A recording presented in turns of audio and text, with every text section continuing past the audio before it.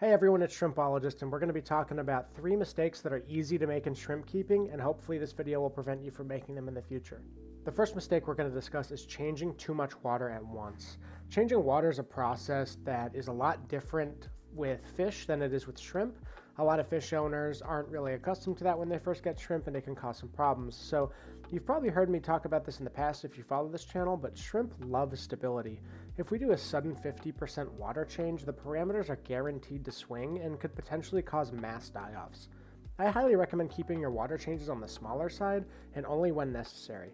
I even go as far as to drip the water back into the tank as if I'm drip acclimating, but to be completely honest, I've been described as overly cautious. That's not absolutely necessary, but I just like to really be as careful as I can to make sure my water stays, very consistent and stable, and that my shrimp are thriving. The second mistake I want to discuss is the accidental removal of babies from the tank when you're gravel vacuuming or maybe when you're trimming plants. Now, this becomes a lot more of an issue when your tank starts to really thrive and you start to churn out a ton of babies. When I remove duckweed from the surface of my tank, it's essentially guaranteed that I'm accidentally going to scoop up a baby when I do that. So I highly recommend using a bucket that is the opposite color of the shrimp you keep. So let's say you have yellow shrimp, you might use a black bucket. If you have if you have Bloody Mary shrimp, you might use a white bucket. So when you put all of the trimmings into that bucket, you can sort of sort through and the babies will stand out against the bucket and you can put them back in.